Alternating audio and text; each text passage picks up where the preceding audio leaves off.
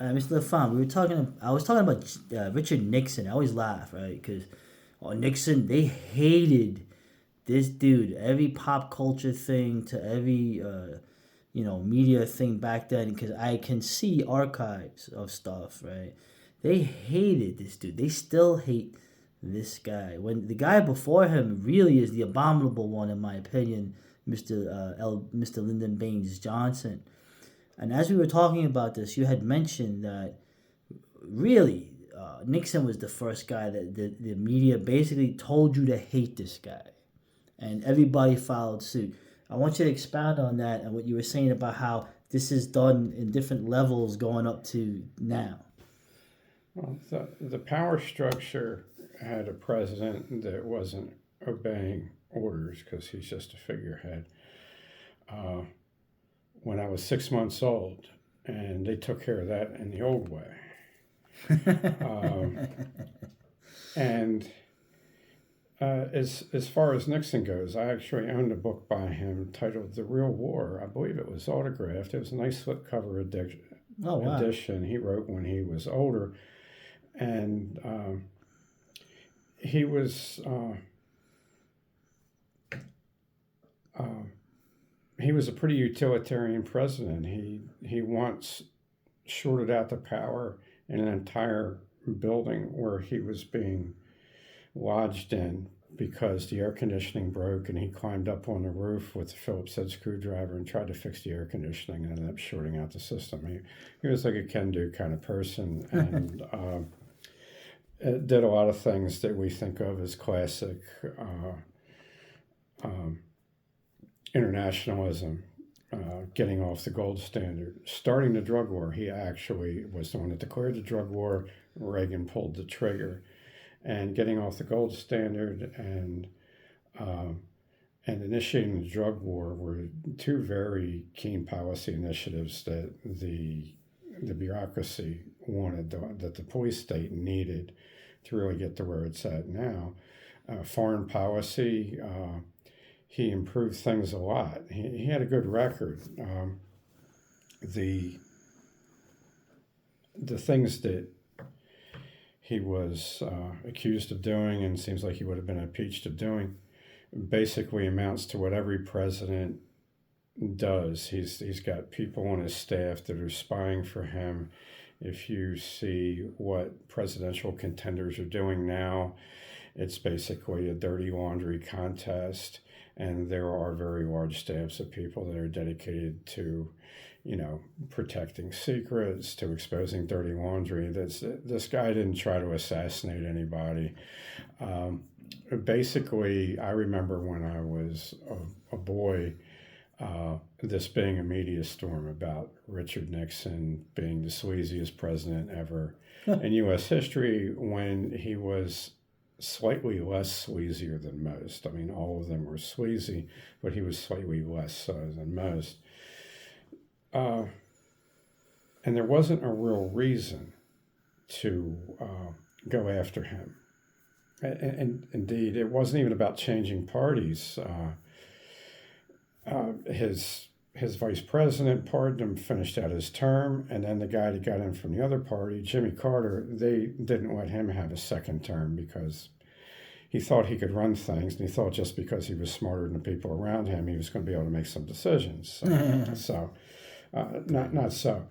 The And then when Reagan comes in, he only is permitted to have the nomination because he cuts the deal that the head of the CIA is going to be his vice president. Exactly.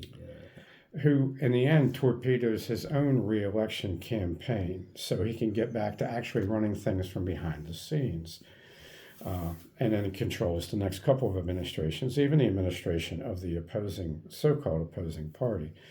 In my opinion, the Nixon thing, which was a media job of getting the media people became famous, made their bones on getting Nixon. It was a test to go to the next level. If the media could achieve compliance and the media could get the population to believe what needed to be believed for the machine to keep grinding on, then you would no longer have to kill these guys if they moved out of step. And that's messy. I mean, that's a big messy job. As time goes on, things become more complex. More people have to be involved in an assassination. Who knows how many dozens of people were killed to keep the JFK thing under wraps, until the point where almost nobody but an idiot thinks that the government didn't kill the guy. Okay, so the thing that is so 50 years later, 60 years later, 60 years later, Yeah. nobody in the government contests. Serious historians no longer contest the fact that this was a multi-agency governmental conspiracy to get rid of this guy in cahoots with other with NGOs, to include criminal organizations. The pace is accelerating. We just got to the point this year where nobody seriously devotes energy to trying to maintain the fiction that the government did not do the thing in 2001. I mean, just they don't bother wasting the energy. There's entire websites and organizations and societies devoting to the truth behind what happened. And that's all part of the evidentiary trail. So the people of my parents' generation were all brainwashed by TV dramas that were all about evidence, from Perry Mason down to the scores of very popular police and law enforcement dramas, which still go on. People that go to college are raised on evidence and debating techniques and evidence, and you can't refute something that is put out there by the power structure unless you have all the evidence in. So all you need is a reluctant disclosure, and you get your 20 years of no evidence being in, and now all the people that did the crimes are now retired, or at least they no longer work for that agency. They moved on to another agency maybe, or they're working in private sphere. So the cycle of having to wait for the evidence means that you can just put the public mind at bay, except for really weird crackpots, for 20 years. I never worried about stuff like this because I never thought it was important. Nah. I go by whoever benefits was behind it. Yeah. Okay, so you get the Patriot Act out of what happened on 9/11. Who benefited? The government. So obviously the government was behind it. This is a very old, ancient dictum that ancient people used to believe in, but largely through TV programming of the working class and the women, and university debate and evidence programming of the educated class and the men, you have an entire zombie society that has to wait 20 years before they even consider the evidence. By then, another 4 cycles of crimes have been committed. Yeah. Or actually, another 5 cycles of crimes have been committed by the monster that is devouring our souls. So the cycle is, I think, going to continue to accelerate, and it's going to be in sync with the 4-year cycle. And I got this idea in 2020 when it was proven that the subjects of USG had a 95% herd immunity to reality. Nobody, to include the weather, no longer believes how cool it is outside when they're watching the TV inside in their air conditioning, even though it's cooler outside than it is in their air-conditioned environment, because the TV or the smartphone is telling them that it's a record high. Okay, when a statistic has been manipulated.